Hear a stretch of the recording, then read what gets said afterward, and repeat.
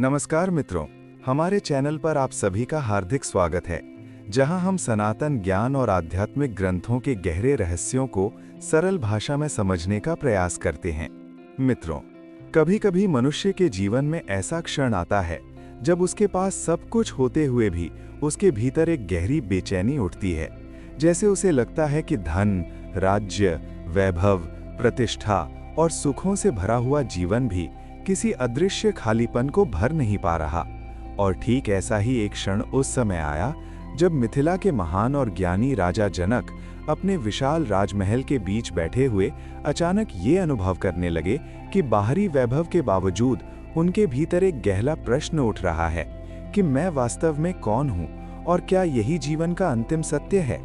और इसी जिज्ञासा के कारण उन्होंने महान ऋषि अष्टावक्र को अपने दरबार में आमंत्रित किया, क्योंकि वे जानते थे कि संसार के बहुत से विद्वान शास्त्रों की बातें तो करते हैं, लेकिन आत्मा का सीधा अनुभव कराने वाला ज्ञान बहुत दुर्लभ होता है। जब मिथिला के महान राजा जनका अपने राजमहल में बैठे हुए जीवन के गहरे अर्थ के बारे में चिंतन कर रहे थे, तब उनके मन में बार बार एक ही प्रश्न उठ रहा था कि क्या ये संसार ही अंतिम सत्य है या इसके पीछे कोई ऐसा रहस्य भी है जो मनुष्य को जन्म और मृत्यु के चक्र से परे ले जा सकता है। क्योंकि उनके पास राज्य, वैभव, धन और सम्मान सब कुछ होते हुए भी उनके भीतर एक सूक्ष्म असंतोष बना रहता था। और इसी जिज्ञासा को शांत करने के लिए उन्होंने महान ऋषि अष्टावक्र को अपने दरबार में आमंत्रित किया। और जब अष्टावक्र वहां पहुंचे तो राजा जनक ने अत्यंत विनम्रता के साथ उनसे पूछा कि हे महर्षि, मुझे ये बताइए कि मनुष्य को सच्ची शांति और मुक्ति कैसे प्राप्त होती है।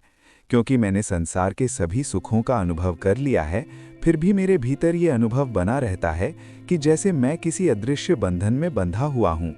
तब अष्टावक्र ने अत्यंत शांत स्वर में राजा जनक को देखते हुए कहा कि हे राजन, तुम्हारा बंधन वास्तव में कोई वास्तविक बंधन नहीं है, बल्कि ये केवल एक भ्रम है जो अज्ञान के कारण उत्पन्न हुआ है। क्योंकि तुम अपने आप को शरीर मान बैठे हो, जबकि तुम्हारा वास्तविक स्वरूप शरीर नहीं बल्कि वो शुद्ध चेतना है जो इस शरीर, मन और संसार के सभी अनुभवों को देख रही है। और इसी सत्य को समझाने के लिए उन्होंने वो महान वाक्य कहा, यदि देहम पृथक कृत्य चिति विश्राम्य तिष्ठसि अधुनैव सुखी शांतो बंध मुक्तो भविष्यसि। अर्थात यदि तुम अपने आप को शरीर से अलग करके उस शुद्ध चेतना में स्थिर हो जाओ जो सब कुछ देख रही है, तो तुम इसी क्षण सुखी, शांत और बंधन से मुक्त हो सकते हो। क्योंकि शरीर तो समय के साथ बदलता रहता है, लेकिन जो उसे देख रहा है वो चेतना कभी नहीं बदलती, और वही तुम्हारा वास्तविक स्वरूप है। अष्टावक्र के इन शब्दों को सुनकर राजा जनक कुछ क्षणों के लिए गहरे चिंतन में डूब गए और उन्होंने पुनः प्रश्न किया कि हे महर्षि, यदि मेरा वास्तविक स्वरूप ये शुद्ध चेतना ही है, तो फिर मनुष्य संसार के दुखों में क्यों उलझ जाता है और उसे मुक्ति इतनी कठिन क्यों प्रतीत होती है। तब अष्टावक्र ने समझाया कि मनुष्य का सबसे बड़ा भ्रम यही है कि वो अपने आप को शरीर और मन से जोड़ लेता है और फिर शरीर से जुड़ी हर घटना को अपना अनुभव मानकर दुखी हो जाता है, जबकि वास्तव में वो उस आकाश की तरह है जो बादलों के आने जाने से कभी प्रभावित नहीं होता। और जैसे ही मनुष्य ये पहचान लेता है कि वो शरीर नहीं बल्कि साक्षी चेतना है, तब उसके भीतर एक अद्भुत शांति प्रकट होने लगती है। क्योंकि अब उसे ये समझ आ जाता है कि संसार की सारी घटनाएं केवल एक नाटक की तरह हैं, जिनका साक्षी वो स्वयं है। और कहा जाता है कि अष्टावक्र के इन गहरे शब्दों को सुनते ही राजा जनक के भीतर एक अद्भुत जागृति उत्पन्न हुई और उन्होंने अनुभव किया कि वास्तव में वे शरीर नहीं बल्कि वो चेतना है जो सब कुछ देख रही है। उसी क्षण उनका मन शांत हो गया और उन्होंने अनुभव किया कि जिस मुक्ति को लोग वर्षों की तपस्या से पाने की कोशिश करते हैं, वो तो ज्ञान के एक क्षण में भी मिल सकती है। इस प्रकार अष्टावक्र और राजा जनक का ये संवाद हमें ये सिखाता है कि मनुष्य की सच्ची मुक्ति बाहर की परिस्थितियों को बदलने में नहीं बल्कि अपने वास्तविक स्वरूप को पहचानने में है। क्योंकि जब मनुष्य ये जान लेता है कि वो शरीर नहीं बल्कि शुद्ध चेतना है, तब उसी क्षण जीवन के सारे बंधन टूट जाते हैं और उसके भीतर एक गहरी शांति प्रकट हो जाती है।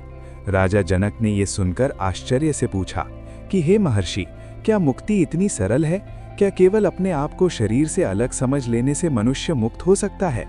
अष्टावक्र ने उत्तर दिया कि हाँ राजन, क्योंकि बंधन वास्तविक नहीं है, वो केवल अज्ञान से उत्पन्न हुआ भ्रम है।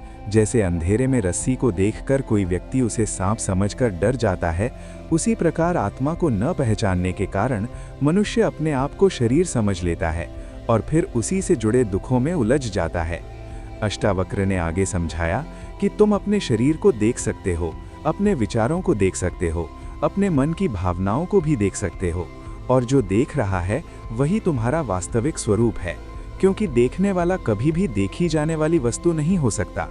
राजा जनक ये सुनकर गहरे विचार में डूब गए, क्योंकि उन्होंने पहली बार अनुभव किया कि वास्तव में उनके भीतर कोई ऐसा साक्षी है जो उनके विचारों और भावनाओं को देख रहा है।